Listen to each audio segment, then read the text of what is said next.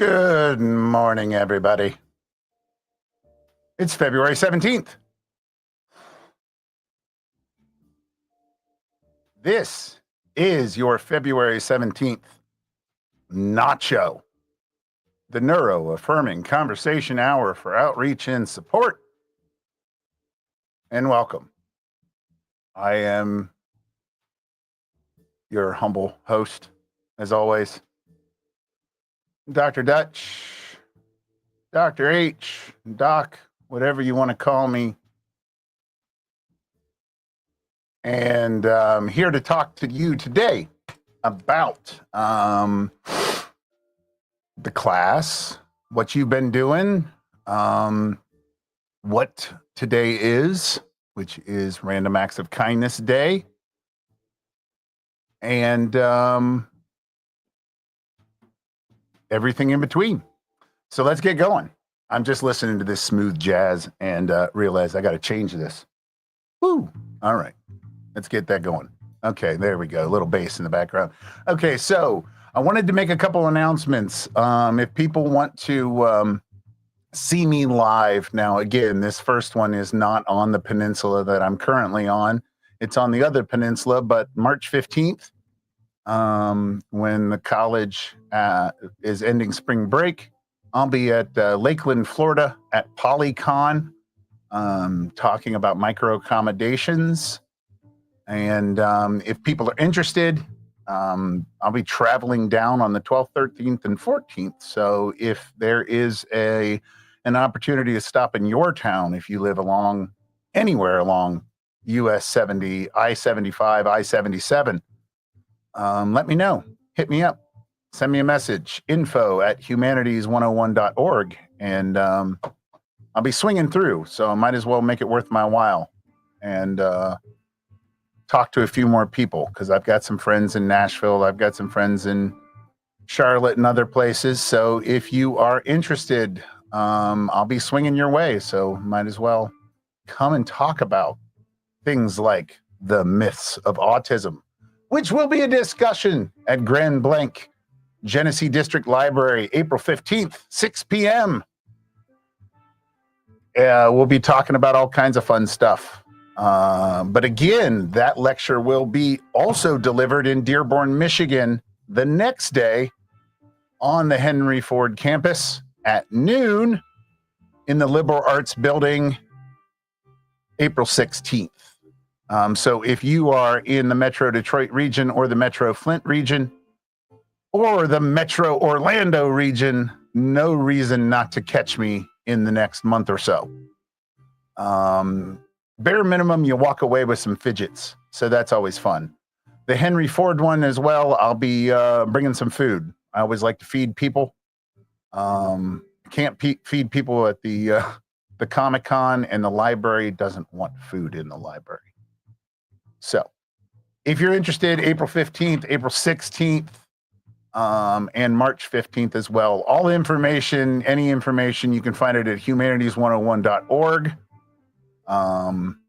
Online, all the different places, all the fun stuff. You can always email info@humanities101.org or me directly, Doc, D-O-C, @humanities101.org. So, quick little course announcement for my students in Humanities 101, the class. Your first project is due February 28th, and that is proving that you're a human. That is the Turing test. So yes, I want you to prove that you're human. Now, there have been lots of questions about the questions. Part of this test is the fact that these questions are up for interpretation. So remember that you are not sharing this with the general public. So everything that you share with me is personal, but and protected through privacy laws. But remember that these questions are going to be tricky. They're designed to trick computers. Okay, I am not trying to trick you. I just want you to answer the question, provide some explanation. That's all I'm looking for. Okay. So again, the Turing test, due February 28th in the Google Classroom. You can send questions there. And again, you can check out this YouTube channel or the YouTube channel. If you're watching us on Twitch or something else, you can check out the YouTube channel, and there are examples of the Turing test already posted. So today's theme is kindness. The kindness of strangers, kindness to yourself, all of that other fun stuff. And so I always like to start with a quote. And so today's quote comes from one of my favorites. I've quoted many times. And some believe it is only great power that can hold evil in check, but that is not what I have found. It is small, everyday deeds of ordinary folk that keep the darkness at bay, small acts of kindness and love. Of course, that's Tolkien, spoken through the words or the mouth of Gandalf. But that is kind of encapsulates really the theories of micro accommodations that I talk about a lot and that I champion wholeheartedly. Again, it's a concept that comes out of legal theory in Australia, dealing with the treatment of women in the workplace, but it expands to many marginalized communities. And it was a very interesting discussion of the ways in which we can accommodate each other in a conversation. And I thought about communication theory, and I thought about all the ways in which humans interact, and it is a give and take. And when you understand that it's a give and take, it becomes less rigid, more fluid. And so these small acts, micro accommodations, small acts have big impact. And that is what today is all about, Random Acts of Kindness Day. And I want you to kind of think about this as a week-long project, because today is Random Acts of Kindness Day.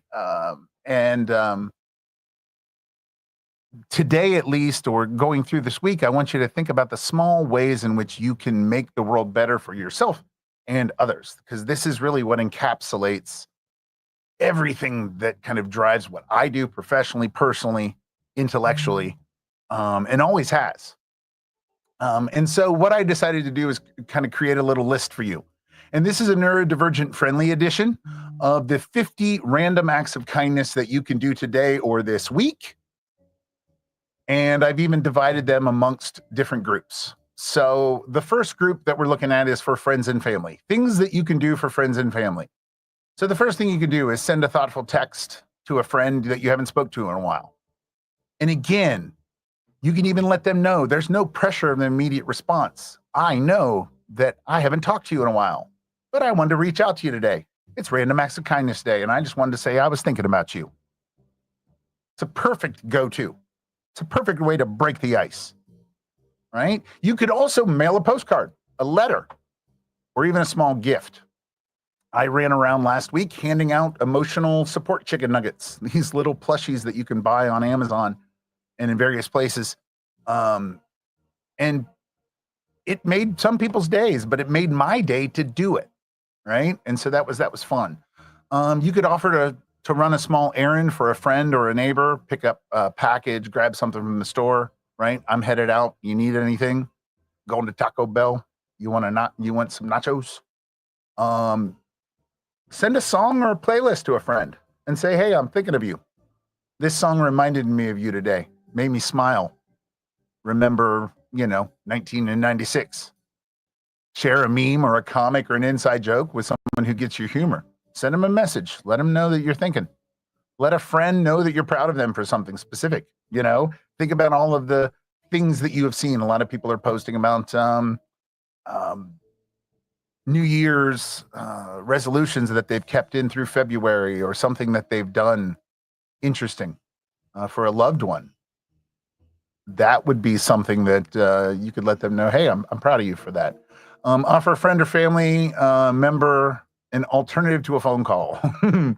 Let people know that, hey, I'll send you a text message. That's again, a small act of kindness, because I prefer a text message. And it's not I'm going to call you and then immediately followed by a phone call. It's can I call you? And then when I respond, yes, sending me then the phone call. Please. Etiquette. You could record a short video message instead of texting to personalize, right? Just send a little voice message. Give someone a genuine, specific compliment, right? And then if you're up for it, you could offer to help a friend with a task that overwhelms them, maybe making a phone call or organizing something. Again, if you're like me, you have lots of neurodivergent friends that could use a little push. I have a friend who reminds me to hydrate, and they have a friend who reminds them to hydrate. And I'll get some water when I'm done drinking my coffee. Okay, so I know they're watching. So for your local community, you could donate items for mutual aid, food bank, or community fridge. That's a great one to do. You could support a local neurodivergent artist, writer, or small business by sharing their work. Go on social media and see something in this in your area. Offer to pet sit or plant sit for a friend or neighbor. Or recommend a favorite sensory-friendly or quiet place to someone looking for a place to recharge. Go online and leave a positive review for a small business, restaurant, or service that you appreciate. Think about that. That is slacktivism at its finest. Go on Google reviews and give some thumbs ups. Share information about an event or resource that you might find helpful. Let a friend know about Humanities 101. Send them this video. Let them know that you're thinking about them. If it's safe and comfortable, offer to help somebody with directions if they look lost. Or walk around and pick up litter in a park or a shared space. You could also make a small donation, right? To a local disability advocacy or mental health group. You could go online. You could even do something as small as set your roundup or your charitable donations through work or something like that, right? And that's always an option to do for something like this or a charity, again, that you deem worthy and necessary. If you do donate to Humanities 101, though, remember that 100% goes to programming. Hard cap. All right. Give someone some space for understanding if they seem overstimulated in public. Give somebody a moment. Let them know it's okay. There was a moment where I know my partner and I were dealing with a particularly overstimulated person at Disney once, and another parent walked by and said, "Hey, mom and dad, you got this." And oh my God, my partner and I still talk about that to this day. We talk about how impactful that was to us. Just someone else letting us know, you got this, right? You're okay. It's okay to not be okay sometimes. So what about colleagues and classmates? If you're in a workplace, check on a neurodivergent worker, or just check on a worker in general. Let them know how say, "Hey, can I do anything for you today?" Offer a quiet break time activity. Hey, you want to take a walk? You want to go grab a bite? If someone's overwhelmed, ask, if you can help them with smaller tasks. You could also advocate for more sensory-friendly places. You could leave a small thank you for a coworker or a classmate. Carry around a bag of miniature candies today and hand them out, right? You could think about ways in which you could make things more flexible in the workplace, right? Could you allow people to have their video off today? Allow them, a whole day to respond to an email rather than by the end of the workday. Bring somebody a cup of coffee. Honestly, if you stop at the store and you pick up 4 double doubles and some Timbits, nobody's going to shake a stick at a 50 pack of Timbits and a couple double doubles. I'm just saying. Okay. You could simply, if you're walking through the library or you're walking through a place where somebody is, that they're struggling, they got their head in their hands, they got their pen flying, you could let them know, "Hey, you got this. Thumbs up. Way to go. Hang in there, buddy." Seriously, it may feel odd speaking to a stranger that way, but it's good practice for all of us to make the world a little bit better place. What about strangers? Beyond going by and giving them the old thumbs up, give someone a smile or a nod. Give them the old Appalachian head nod. Hold the door for someone. And don't expect conversation in return. You don't have to say anything. You can just hold the door and give a little nod. Let someone ahead of you in line if they seem rushed or overwhelmed. Seriously, it's amazing. I've dealt with some people in the grocery store that have been rather irritated with me or other people, and I've been like, please go ahead of me. And the way in which then they interact with me completely shifts, right? Which is, you could offer your seat to someone. If you notice somebody wearing headphones, you could not talk to them today. You could leave them alone, right? That would be a fabulous way. Which, like, if you see somebody stimming in public today, you could ignore that and let them be.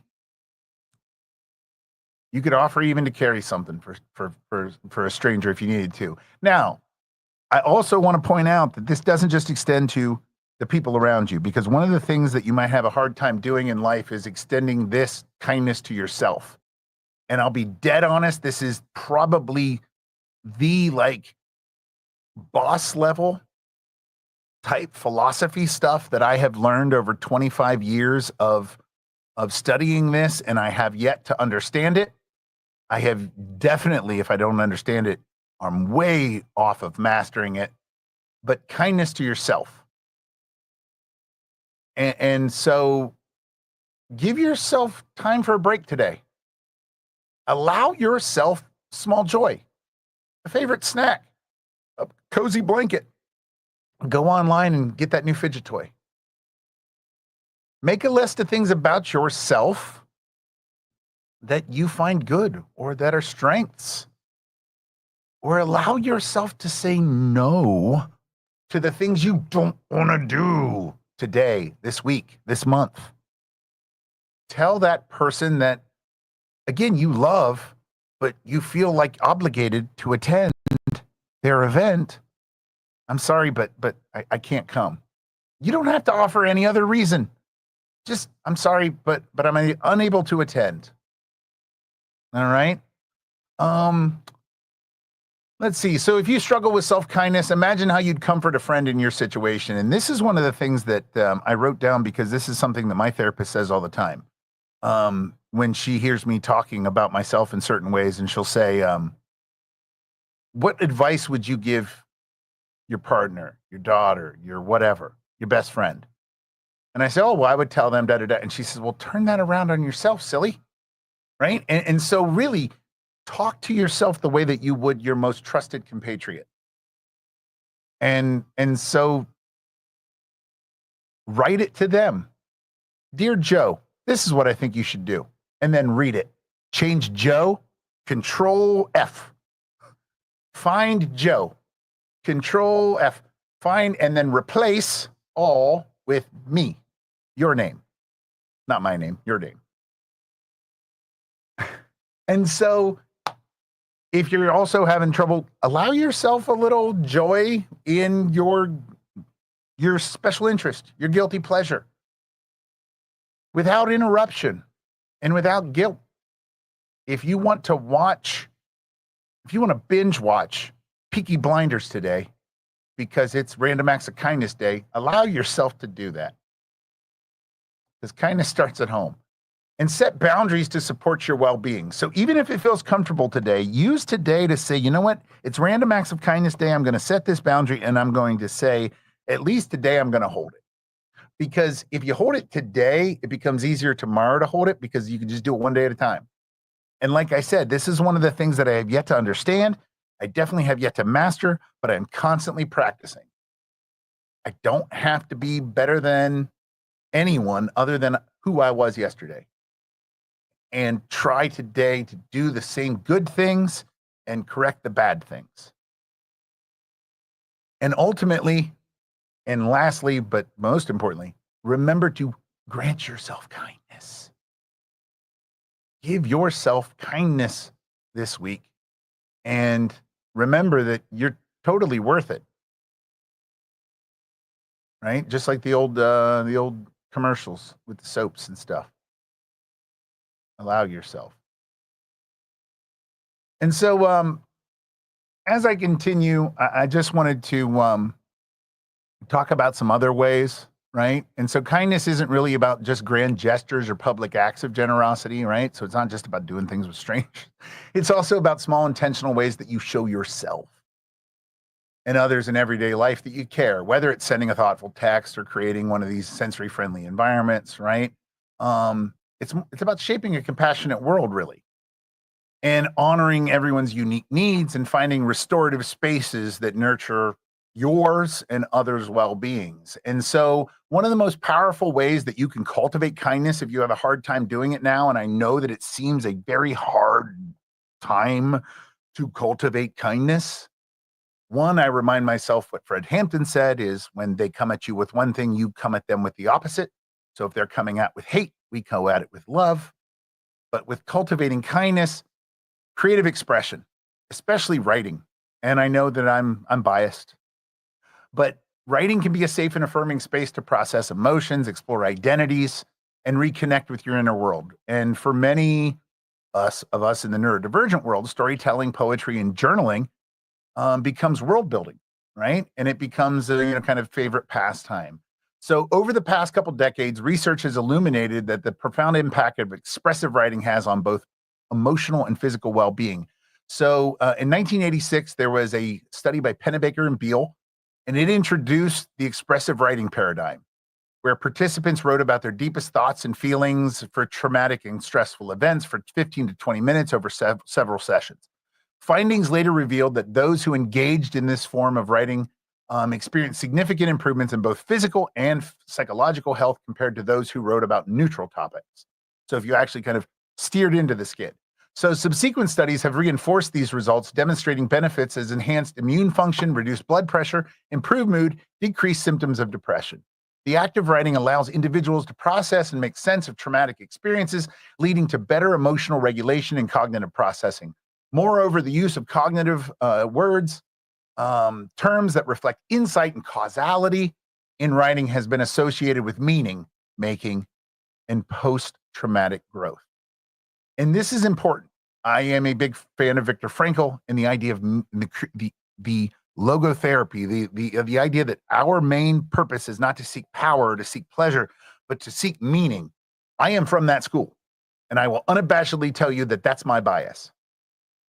Okay, I am the third school of Viennese psychiatric thought that comes out of World War II and mid-century philosophy. People like Karl Popper and Viktor Frankl, right, and Elie Wiesel and things like this, and Otto Feinstein out of Wayne State. And so some studies have reported that certain populations may experience increased distress during the writing process, underscoring the need for caution. So remember that it's not a one-size-fits-all. But if we incorporate expressive writing in therapeutic settings, this might offer a cost-effective and accessible tool for promoting mental and physical health. And so this body of research highlights for us the transformative potential of putting pen to paper, and it suggests that the simple act of writing about our deepest emotions can lead to meaningful health benefits. And I know when I read good stuff, I get excited about writing good stuff.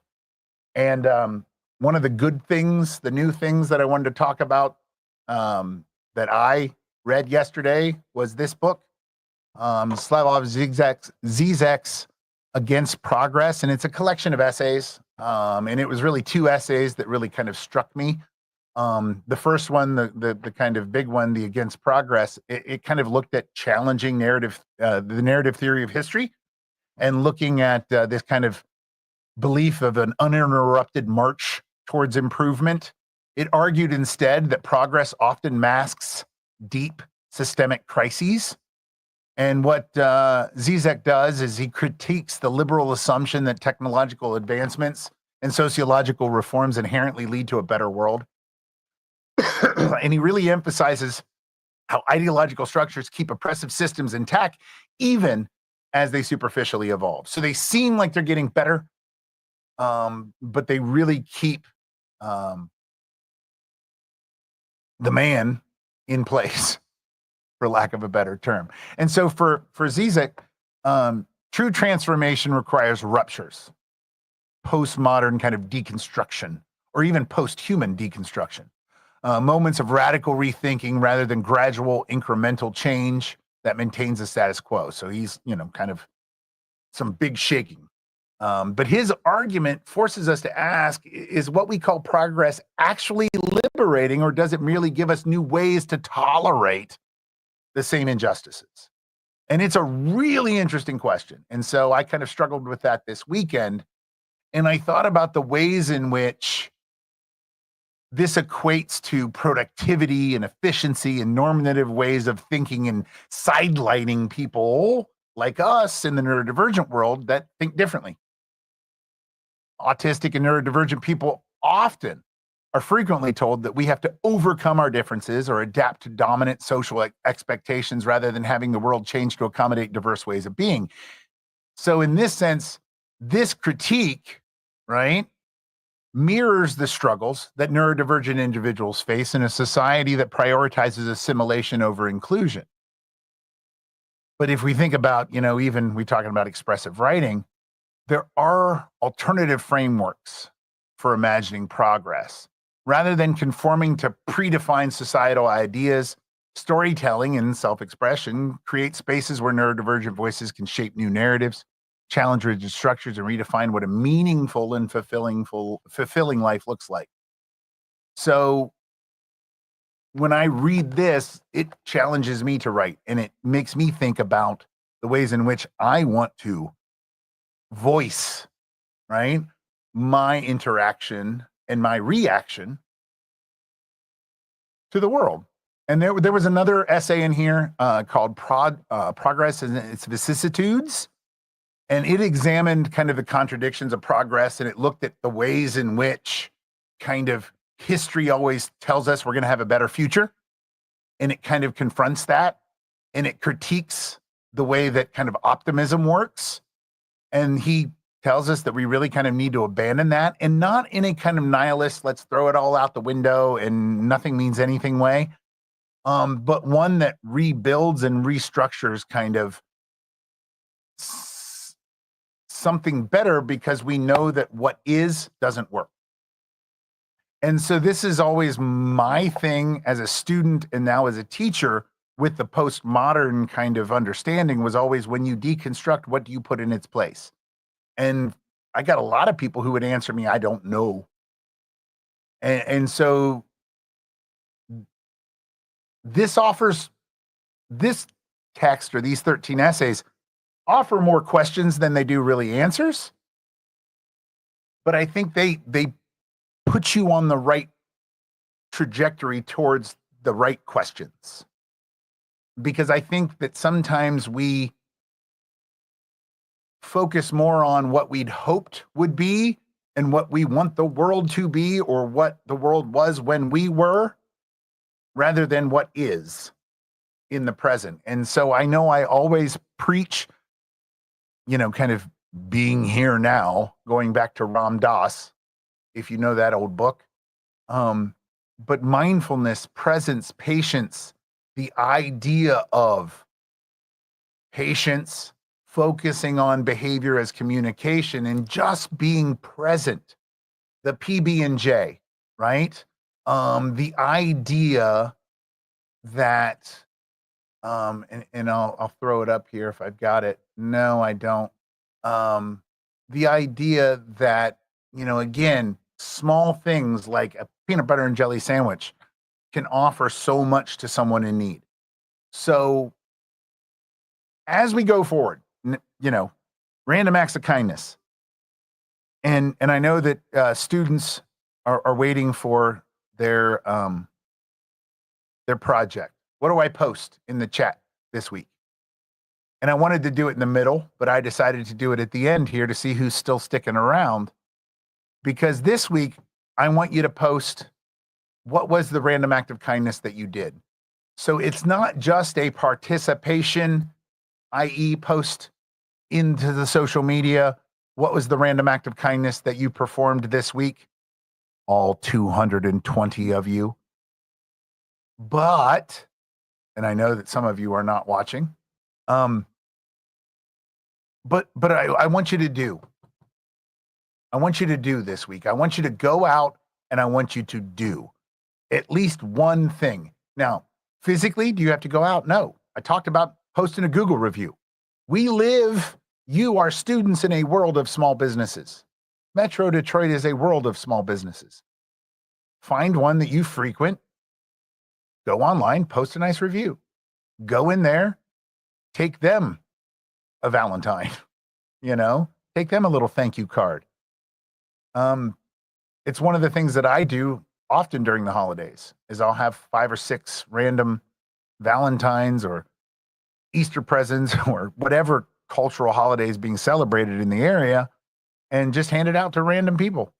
Go into a gas station, hand it out to the clerk, right? Sometimes it just makes people's days and it makes me feel good, period. Makes me feel good. So as you're going through this week, do something selfish and do something for others. And do something selfish and be kind to yourself. And be unrelentingly selfish in that love. Because people are being unrelentingly selfish in their hate. And like I said, what would Fred do? And both Freds in this case, because in my realm, there are 2 Freds, Fred Hampton and Fred Rogers, and both of them would say, one would say you meet it with the opposite. So you meet it with love. And the other would say you always meet it with love. Right? And so going forward, just keep that in mind. And I know it's going to be hard, but that's why it's a practice, not a destination. All right, guys. Have a wonderful week. And if you're around, you need some questions answered, you need to check in, my random act of kindness is I'm here. All right. Have a good one. And remember. Let's do it, everybody. That's right, Travis. Let's do it indeed. Let's do it, everybody.